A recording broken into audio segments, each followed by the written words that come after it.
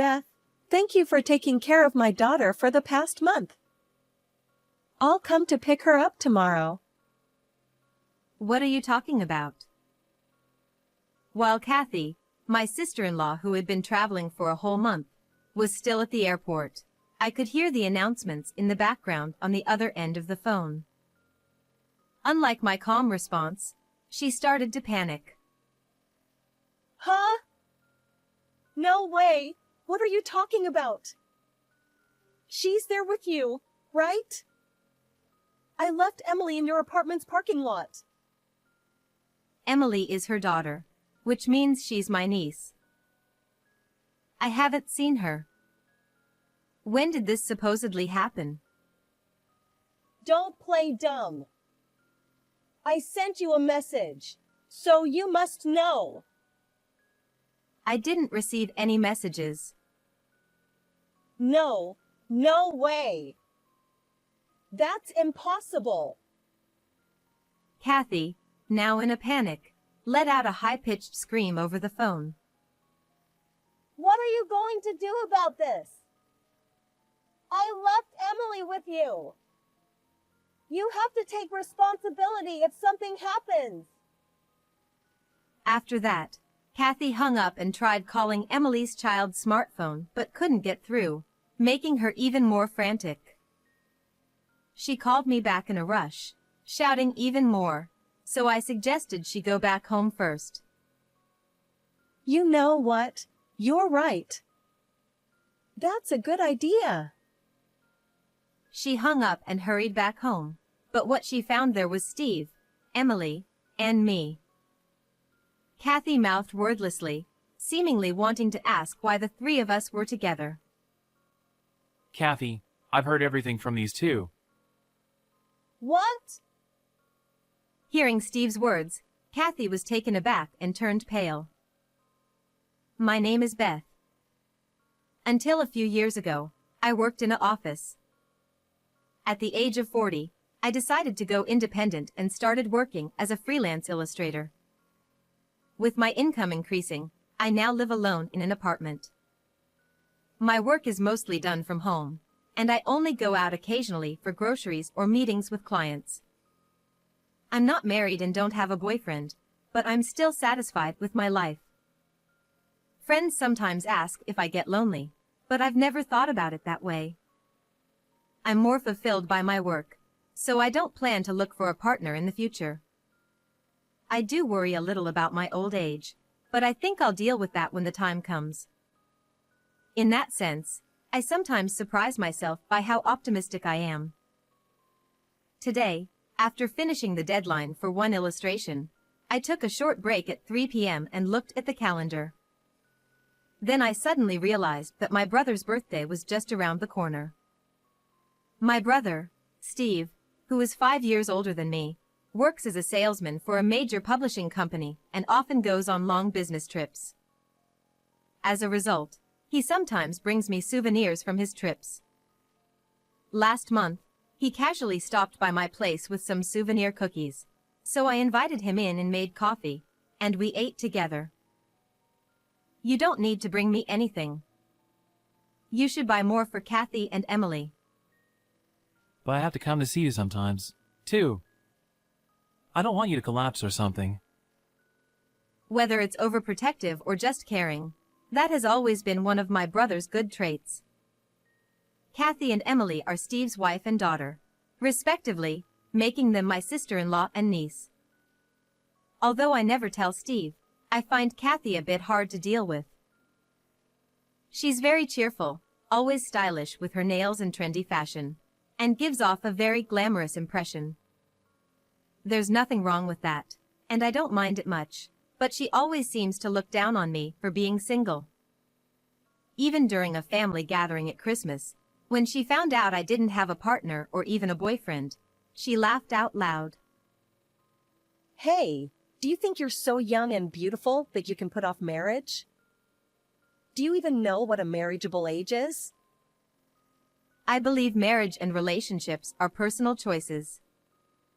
I don't think everyone needs to have a partner. When I responded like that, Kathy laughed out loud again.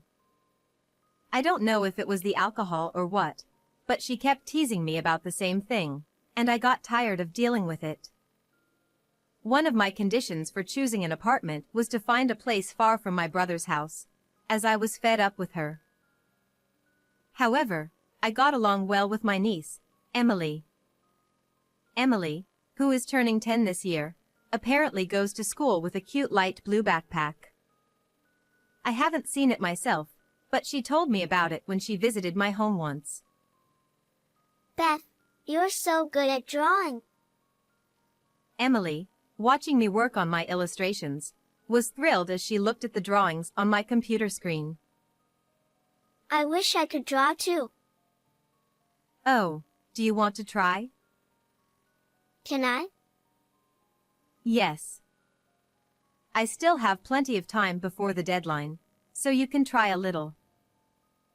Emily sat in front of the computer and eagerly started drawing. What she drew on the screen was her light blue backpack.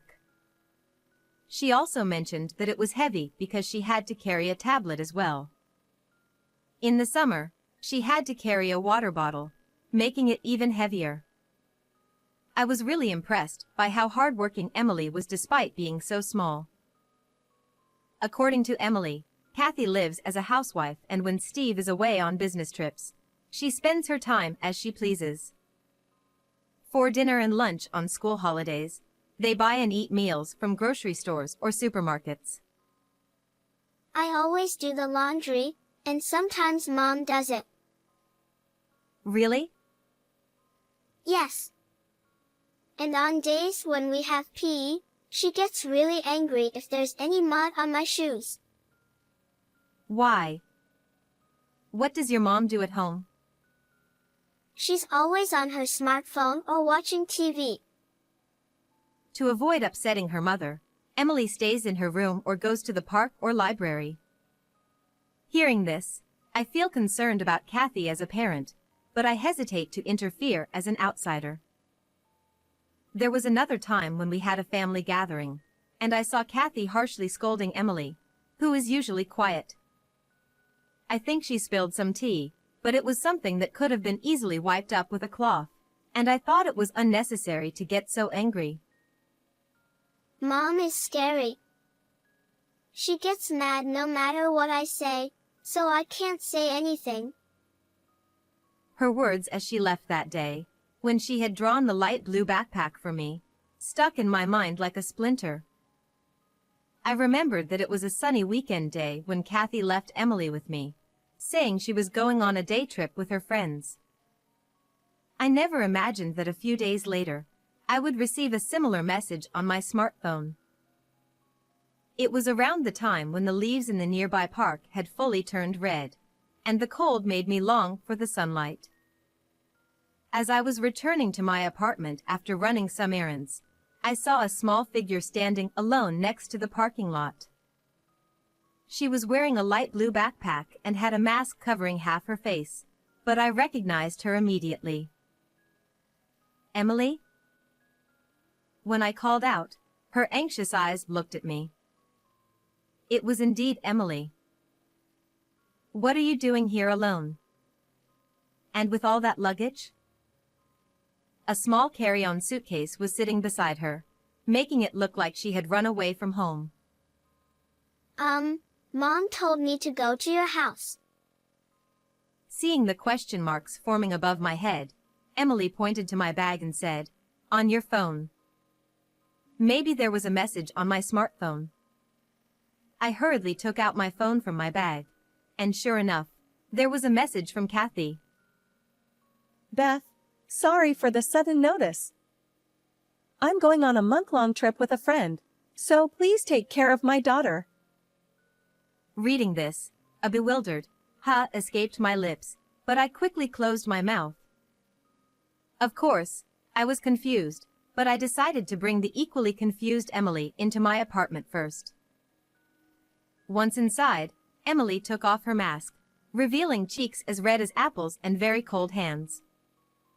I prepared some hot cocoa to warm her up and offered some snacks while listening to her story. She had been spending time in her room drawing in her notebook when Kathy suddenly entered without knocking, handed her a carry-on suitcase, and said, Emily, get ready to go to Beth's house. I'm not going to be home for a month, so take your backpack too. Got it? Okay. Emily hurriedly packed her notebook, pencil case, textbooks, tablet, and other things into her backpack. Meanwhile, Kathy was on the phone with someone, sounding very excited. Really? That's great. Hey, wait a minute. You're already drinking? That's too early. Her cheerful voice echoed through the house, sounding very different from her usual self. Emily covered her ears as she heard her mother's laughter from downstairs. After the call ended, Kathy returned to her usual voice, put Emily and her luggage into the car, and left her at that place. When Emily got out of the car, Kathy said, I'm leaving you with Beth for a month, so be good. And told her to wait there. Emily had been waiting for me under the cold sky. Thinking about how she could catch a cold, I felt a surge of anger. But does my brother, I mean, your father, know about this? I don't think so. Mom doesn't seem to communicate with Dad much, she said while munching on chocolate cookies.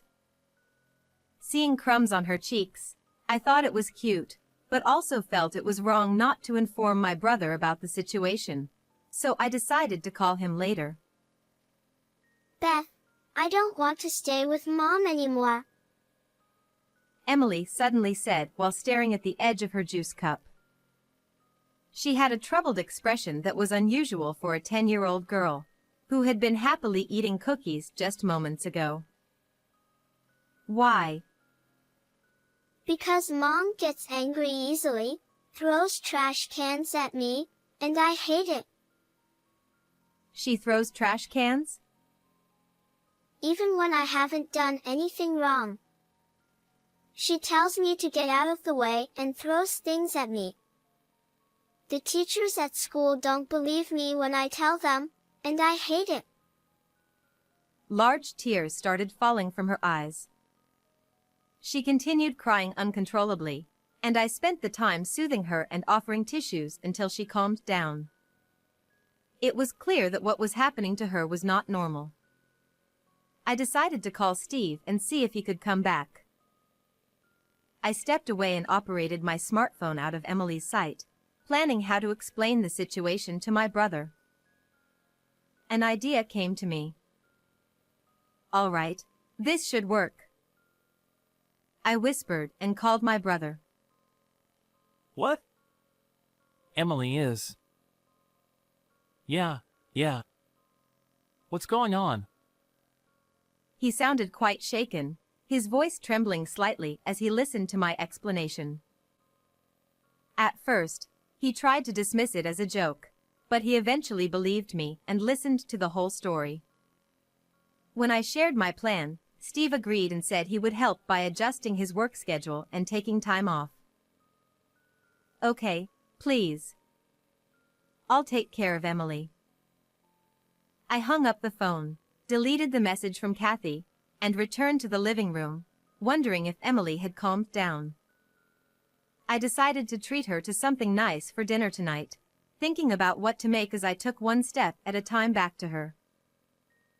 Although Emily's school is a bit far from here, I explained the situation to the school, and they arranged for her to take the bus. This should make it easier for her to carry her heavy backpack with the tablet. I planned to bill Steve later for the bus pass, and I continued working from home as usual during the day. Emily wasn't enrolled in any after-school activities or programs, so she would come home after school and do her homework. Beth, can you check my homework? I was surprised, thinking that the teacher would normally do that, but Emily explained it wasn't the case. My classmates all have their moms check it. I did mine by myself. Realizing just how self-centered Kathy was, I picked up the red pen. After finishing grading her worksheets, it was time to prepare dinner. Whenever I went into the kitchen, Emily would follow me, eagerly indicating with her eyes that she wanted to help. Tonight we're making meatloaf. Could you start by peeling the onions? Sure. Emily quickly peeled the onions and followed my cooking instructions efficiently. I wondered where she had learned to cook but didn't have time to ask as we quickly finished making the meal. As these daily routines continued happily, a month passed in no time. Anticipating it was about time, I looked at the calendar, and sure enough, my smartphone rang with a call from Kathy. Beth, thank you for taking care of my daughter for this past month. I'll pick her up tomorrow. What are you talking about? I replied calmly. Having been on vacation for a month, Kathy was still at the airport, as I could hear announcements in the background. What do you mean? I left Emily at your apartment, so you must know where she is. I haven't seen her. When did you supposedly leave her here? Don't play dumb. I sent you a message, so you can't say you don't know. I didn't receive any messages. Are you sure you didn't leave her with someone else? That's impossible. I know I left her with you. Kathy, clearly panicking, started screaming on the phone. How could you do this? I left Emily with you. You better take responsibility if anything happens to her. I'm calling Emily now. She angrily hung up after shrieking and then called back again, still yelling. She had tried calling Emily's child phone but couldn't reach her, causing her to panic even more. Kathy, maybe you should go home and calm down. You're right. That's a good idea. I'm going home. As she was about to hang up, I overheard her arguing with another person, seemingly a man, but I couldn't make out the details. The room fell silent again, like the calm before a storm. Eventually, when Kathy returned home, she rushed down the hallway with loud, heavy footsteps.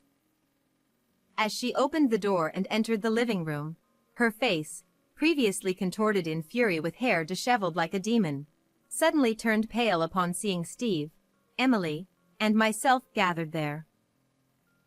Kathy seemed to want to say something, her mouth opening and closing in shock, but no words came out.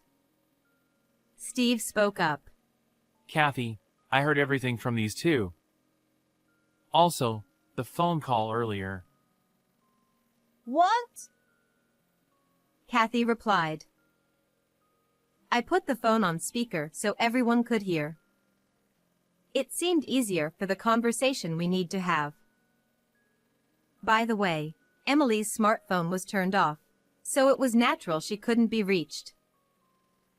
What were you thinking, doing something like that? Kathy exclaimed. The irony is rich coming from you. I said I didn't know earlier, but Emily has been staying with me for a month. Suddenly going on a trip and leaving a child unattended in front of someone else's house. What were you thinking? I left a message though. That's not the issue. Steve then spoke calmly, choosing his words carefully. Both of you, calm down. Kathy, it's true you went on a trip leaving Emily behind. Your appearance and luggage suggest you just got back. Kathy was wrapped in a warm coat, dressed neatly as if for going out. Her suitcase was bursting with items, likely souvenirs and clothes she had bought. It's true I went on a trip, but I'm a housewife too, you know? I needed a break. doing laundry and cooking every day. It's repetitive and stressful. Can't you understand? Let me go out with my friends. Are these friends the same ones in these emails? I handed over several printed sheets. They contained email exchanges between Kathy and what appeared to be her affair partner, discussing plans like trips and outings, not just recently but since early last spring. On the day I took care of Emily, Kathy had gone cherry blossom viewing with this person. Her day trip with her friends was a blatant lie. Kathy covered her mouth as if to say oops. Actually, a few hours before Kathy arrived, I had checked the computer she uses, at Emily's request, and found this evidence in her email inbox. Emily had noticed her mother frequently staring at her smartphone, exchanging messages. But at some point, she began suspecting the other person might not be her father. Her suspicion turned into certainty when she saw a message on her mom's phone while she was asleep in the living room. It was from a man whose name she didn't know. She had heard the occasional voice on the phone, but it wasn't her father's. I had heard about her mother's affair half a year ago. Until a month ago, I had been half skeptical when Kathy suddenly said she was going on a trip, but after checking the computer just now, I realized Emily's intuition was correct. Looking at Steve, he was quietly but visibly shaking his shoulders. What have you done? I trusted you. You left Emily with Beth, claiming you went on a vacation. With clenched fists trembling, Steve confronted Kathy. No! You are misunderstanding. I was forced to go on that trip because of him. Forced? Is that why you left this house for a month? Come up with a better excuse. I was being threatened. Believe me. Emily, you believe me, don't you? Suddenly put on the spot, Emily responded calmly and steadily. Mom, you were on the phone before you left, and you seemed really happy. Plus, you made me do all the cooking and cleaning, while you just laze around and sleep. Emily glared at Kathy, her lips pursed in defiance. You told me to go to bed early, but you went out late at night and came back in the morning, then slept on the floor. You were being totally hypocritical. Steve, hearing this, pressed further. Going out at night? Does that mean you were out partying? No way! Emily, stop talking! I quickly showed Steve a photo on my smartphone. It was a picture of Kathy, dressed flamboyantly, leaving late at night. This was taken a few months ago. Emily contacted me, and I happened to be nearby and took this photo. I was shocked too. Where were you going at that hour, Kathy?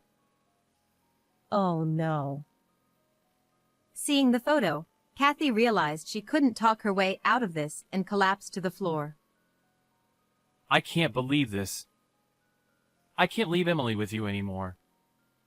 Let's get divorced. I'll demand alimony. From now on, you can enjoy your life with that other guy.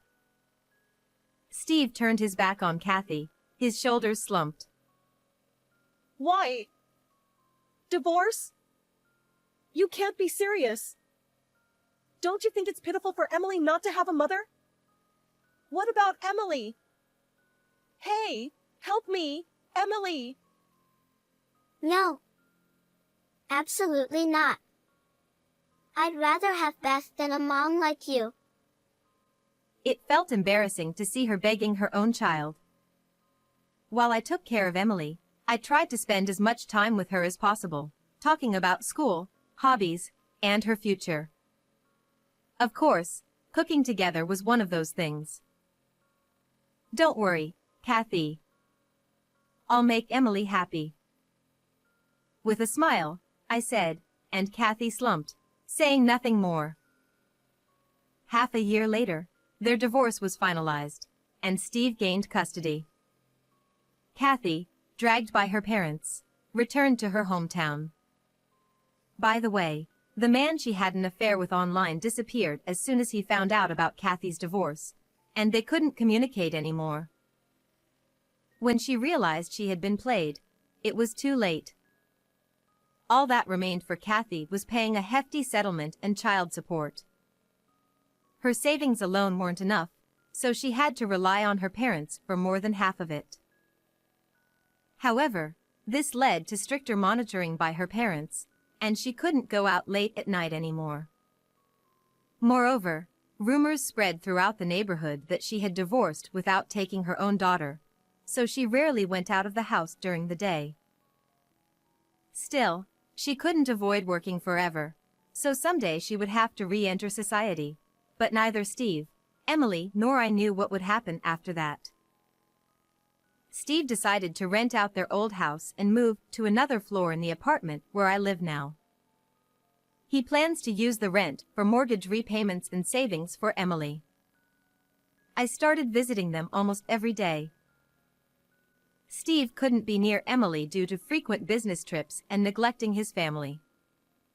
He reflected on concentrating too much on work and decided to change jobs. It must have been tough to switch careers in his 40s, but his sales performance was outstanding, and his communication skills were high. It wasn't surprising he received job offers from 2 or 3 companies and started working at one of them. I didn't know Steve's abilities that well, and I was surprised, but he had always preferred field sales at his previous company and gently declined promotion talks. I didn't find it interesting to stay on the same floor of the same company all the time. For that reason? But the new job is fully remote, right? That's right, but I think it's interesting to talk to various people. And above all, being with Emily is the best. Emily still carries a light blue backpack and goes to school. Moving changed her school district, and Emily had to transfer schools. She must have been sad to say goodbye to her close friends and teachers, but surprisingly, she seemed calm and even enjoyed her new school life. Emily, are you used to your new school? While cooking dinner together, I asked, and Emily chuckled softly. Yeah. I made a friend in the next class. Already? That was fast. Emily nodded shyly. Yeah, I'm going to her house next time to make meatloaf. That sounds fun. Yeah. Seeing her smile brightly like a flower in bloom, I couldn't help but smile too. Her dream for the future is to open a restaurant. Even though she's only 10, I think it's great that she already has such a solid dream. Emily told me the reason. That friend is like me. Her mom doesn't cook for her, so she cooks herself. That's why she said she wants to cook for people who don't have someone like us to cook for them. I see. I want to be like that too. So we're practicing making meatloaf. Her innocent smile briefly stirred my heart, leaving me with indescribable feelings, but I quickly put on a smile and said, "That's great. Emily's meatloaf will be delicious. I hope many people get to taste it." Hee hee. Right now, looking ahead, Emily seemed brave and shining brightly. Her dream won't end as just a fantasy or a delusion. I'm looking forward to the day when Emily grows up and opens her own restaurant. How did you like this story? Please subscribe to the channel too. Well then, let's meet again in the next video.